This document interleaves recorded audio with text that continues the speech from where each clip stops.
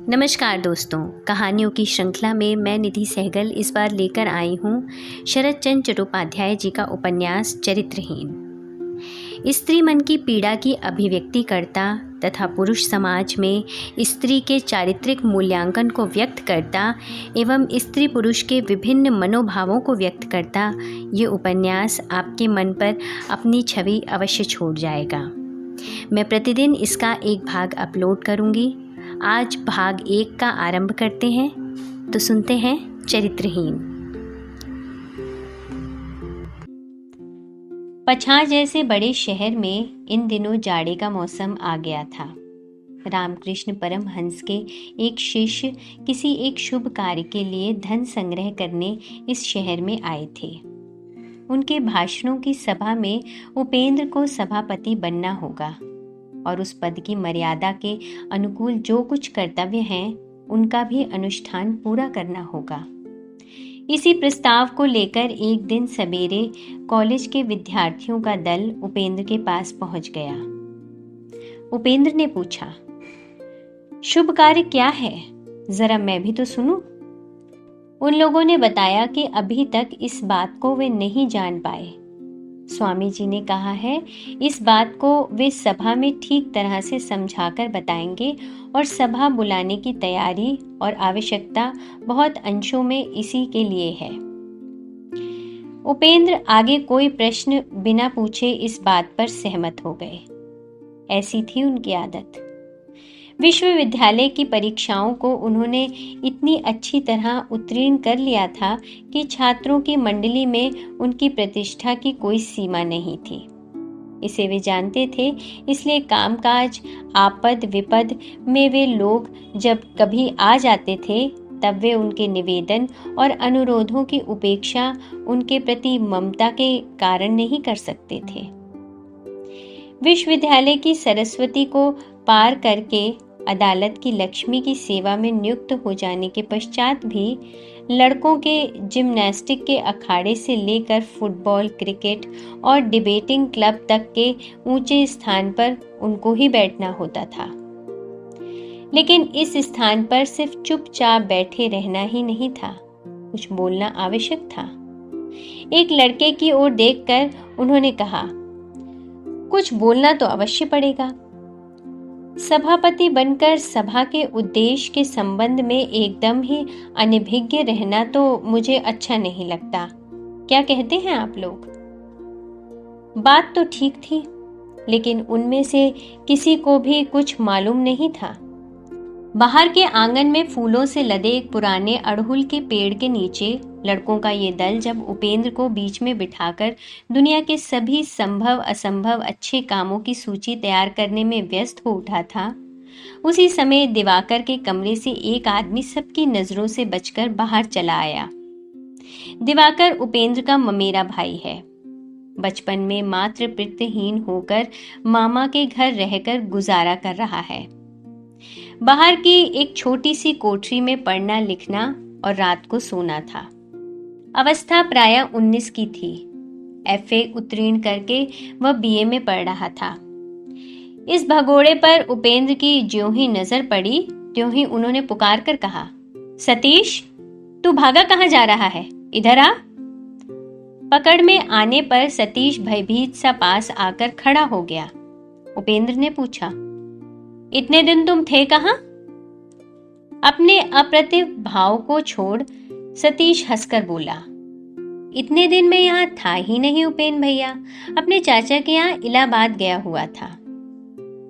बात ठीक तरह पूरी भी न हो सकी थी कि एक युवक जिसकी दाढ़ी मूछ सफाचट थी, टेढ़ी मांग, चश्माधारी था, आंखों को तनिक दबाकर दांत निकालकर बोल उठा, मन के दुख के कारण ही क्या सतीश? हाई स्कूल की परीक्षा में इस बार भी उसे भेजा नहीं गया। इस बात को सभी जानते थे, इसलिए ये बात ऐसी भद्दी सुनाई पड़ी कि सभी उपस्थित लोग लज्जा से मुंह नीचे झुकाकर मन ही मन छी छी करने लगे। अपने परिहास का उत्तर ना पाने के कारण युवक की हंसी गायब हो गई। लेकिन सतीश अपना हंसता हुआ चेहरा लेकर बोला, भूपति बाबू, मन रहने से ही मन में दुख होता है। पास करने की आशा कहिए या इच्छा ही कहिए, मैंने ठीक तरह होश संभालते ही छोड़ दी थी। केवल बाबूजी ही छोड़ नहीं सके थे। इस कारण मन के दुख से किसी को यदि घर छोड़ना पड़े तो उसका ही छोड़ना उचित होता। फिर भी वे अटल रह अपनी वकालत करते रहे हैं। लेकिन तुम कुछ भी क्यों ना कहो उपेन भैया, इस बार उनकी आंखें खुल गई हैं। सब लोग हंस पड़े। इसमें हंसने की कोई बात नहीं थी, लेकिन भूपति बाबू के अभद्र परिहास से सतीश नाराज नहीं हुआ। इससे सभी को संतोष हुआ। उपेंद्र ने पूछा, क्या इस बार तूने पढ़ना लिखना छोड़ दिया? सतीश ने कहा, मैंने उसे कब पकड़ रखा था कि आज छोड़ देता। मैंने नहीं उपेन भैया, पढ़ने लिखने के धंधे ने ही मुझे पकड़ रखा था। इस बार मैं आत्मरक्षा करूंगा। ऐसे देश में जाकर रहूंगा जहां स्कूल ही ना हो। उपेंद्र ने कहा, लेकिन कुछ करना तो आवश्यक है। मनुष्य एकदम चुपचाप रह भी नहीं सकता, ये भी ठीक नहीं है। सतीश बोला, नहीं, चुपचाप नहीं बैठूंगा। इलाहाबाद से एक नया मतलब प्राप्त करके आया हूं। इस बार अच्छी तरह प्रयत्न करके देखूंगा कि उसका मैं क्या कर सकता हूं। विस्तारित विवरण सुनने के लिए सभी उत्सुक हो रहे हैं। देखकर वह लज्जायुक्त हंसी के साथ बोला, मेरे गांव में जिस तरह मलेरिया है उसी तरह हैजा भी है। 5-7 गांव में ठीक वक्त पर शायद एक भी डॉक्टर नहीं मिलता। मैं उसी स्थान पर जाकर होम्योपैथी चिकित्सा शुरू कर दूंगा। माँ अपनी मृत्यु के पहले मुझे कई हजार रुपए दे गई हैं। वह रकम मेरे पास है। उन्हीं से अपने गांव के घर पर बैठक खाने में एक चिकित्सालय खोल दूंगा। हंसो मत उपेन भैया, तुम देख लेना, इस काम को मैं अवश्य करूंगा। बाबूजी को मैंने राजी कर लिया है। 1 महीना बीत जाने के बाद ही मैं कलकत्ता जाकर होम्योपैथी स्कूल में दाखिल हो जाऊंगा। उपेंद्र ने पूछा, 1 महीने के बाद ही क्यों? सतीश ने कहा, कुछ काम है। दक्षिण टोले में नवनाट्य समाज को तोड़कर एक लफड़ा निकल पड़ा है। हमारे विपिन बाबू उस दल के नायक हैं। तार पर तार भेजकर उन्होंने ही मुझे बुलाया है। मैंने कह दिया है कि उनकी कंसर्ट पार्टी को ठीक करके ही किसी दूसरे कार्य में जुटूंगा। ये सुनकर सभी ठहाका मारकर हंसने लगे। सतीश भी हंसने लगा। थोड़ी देर में हंसी का वेग जब कुछ शांत पड़ गया तब सतीश बोला, एक बंसी वादक का अभाव था, इसलिए मैं आज दिवाकर के पास आया था। अगर नाटक की रात को वह मेरा उद्धार कर दे तो और अधिक दौड़ धूप नहीं करनी पड़ेगी। उपेंद्र ने पूछा, वह कहता क्या है? सतीश ने कहा, वह कहेगा ही क्या, कहता है परीक्षा नजदीक है। ये बात मेरे दिमाग में घुसती नहीं उपेन भैया कि 2 साल तक पढ़ने लिखने के बाद दी जाने वाली परीक्षा किस तरह लोगों की एक ही रात में अवहेलना से नष्ट हो जाती है। मैं कहता हूँ जिनकी सचमुच ही नष्ट हो जाती है उनकी वो नष्ट हो जाए तो उचित ही है।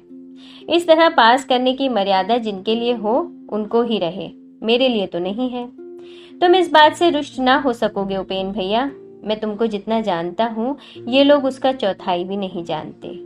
जिम्नास्टिक अखाड़े से लेकर फुटबॉल क्रिकेट तक बहुत दिन मैंने तुम्हारी शागिर्दी की है। साथ साथ घूमकर बहुत दिन बहुत तरह से तुम्हारा समय नष्ट होते मैंने देखा है। अनेक परीक्षाओं में भाग लेते भी तुमको देखा है और विधि पूर्वक स्कॉलरशिप के साथ तुम्हें पास करते भी देखा है, लेकिन किसी दिन तुमको परीक्षा की दुहाई देते नहीं सुना। इस बात को यहीं दबा देने के उद्देश्य से उपेंद्र ने कहा, मुझे तो बांसुरी बजाना नहीं आता। सतीश ने कहा, मैं भी अक्सर यही बात सोचता हूँ, संसार की यह चीज तुमने क्यों नहीं जानी।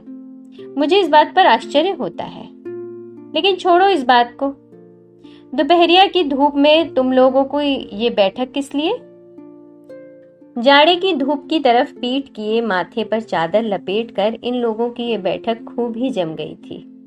दिन इतना चढ़ाया है इस ओर किसी ने भी लक्ष्य नहीं किया था। सतीश की बात से समय का ध्यान आते ही सभी चौंक कर खड़े हो गए। सभा भंग होते ही भूपति ने पूछा, उपेंद्र बाबू, तब क्या होगा? उपेंद्र ने कहा, मैंने तो कह दिया है, मुझे कोई आपत्ति नहीं है, लेकिन तुम लोगों के स्वामी जी का उद्देश्य अगर पहले ही कुछ मालूम हो जाता तो अच्छा होता।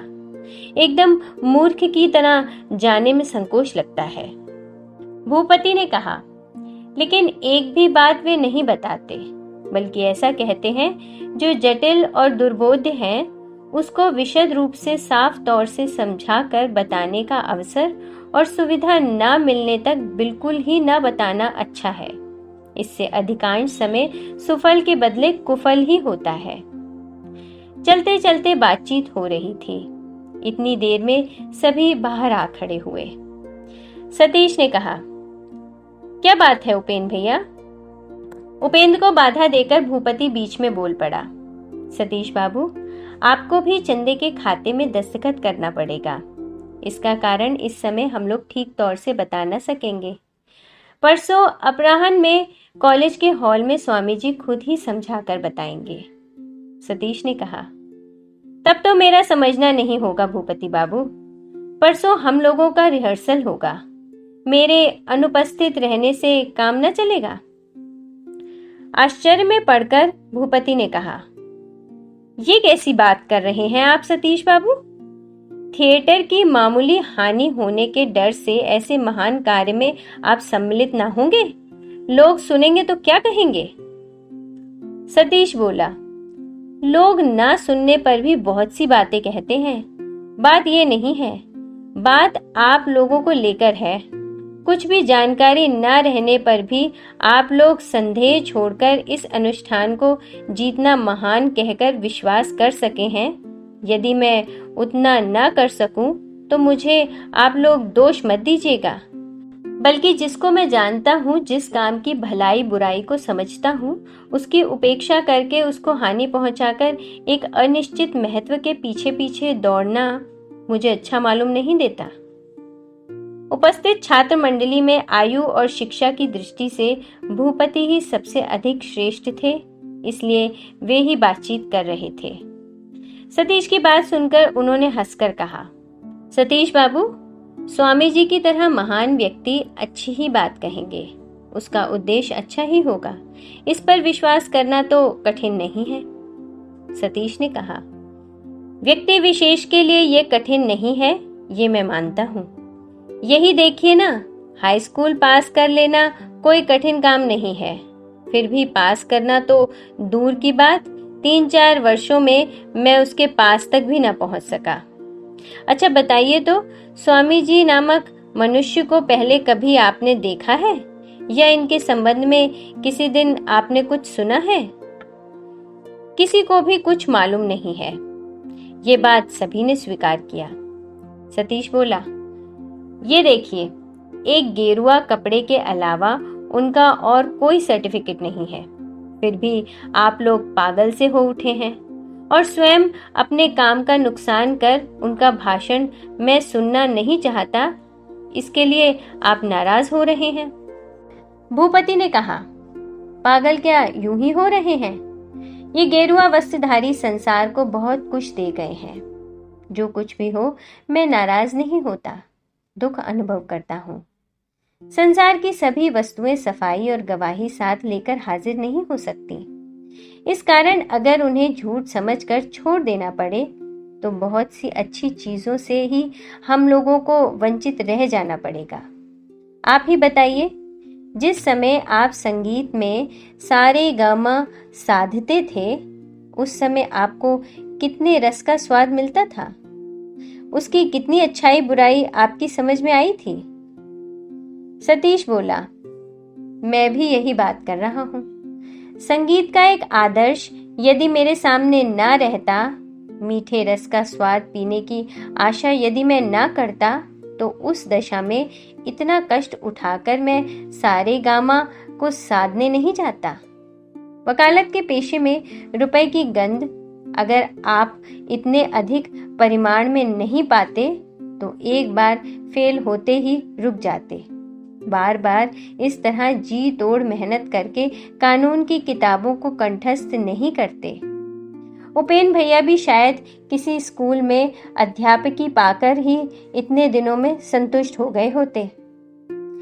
उपेंद्र हंसने लगे, लेकिन भूपति का मुंह लाल हो गया।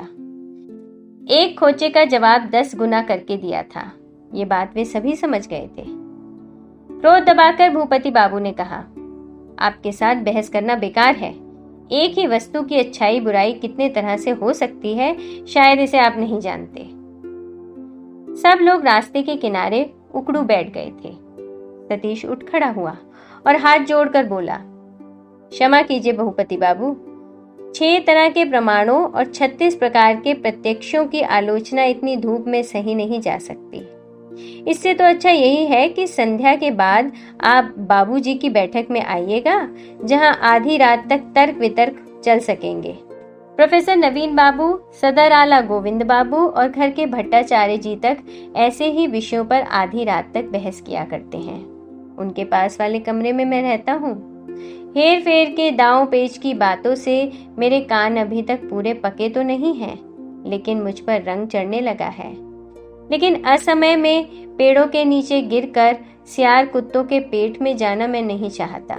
इसलिए इस विषय को छोड़कर अगर और कुछ कहना हो तो कहिए, नहीं तो आज्ञा दें, चलो। सतीश का हाथ जोड़कर बातें करने का तरीका देखकर सभी हंसने लगे। नाराज भूपति दुगने उत्तेजित हो उठे। क्रोध के आवेश में तर्क का सूत्र खो गया और ऐसी दशा में जो मुंह से निकलता है उसी की गर्जना करके वे कह उठे, मैं देख रहा हूं आप ईश्वर को भी नहीं मानते। ये बात बहुत ही असंबद्ध और बच्चों की सी निकल पड़ी। स्वयं भूपति बाबू के भी कानों में ये बात खटके बिना ना रह सकी। भूपति के लाल चेहरे पर एक बार तीक्ष्ण दृष्टि डालकर फिर उपेंद्र के चेहरे की तरफ देख सतीश खिलखिलाकर हंस पड़ा और भूपति की तरफ देखकर बोला, आपने ठीक ही किया है भूपति बाबू। चोर चोर के खेल में दौड़ने में लाचार होने पर खड्डों को छू देना ही अच्छा होता है। इस अपवाद से आग बबूला होकर भूपति ज्यों ही उठ खड़े हुए, त्यों ही उपेंद्र ने हाथ पकड़कर कहा, तुम चुप रहो भूपति, मैं अभी इस मनुष्य को ठीक करता हूँ।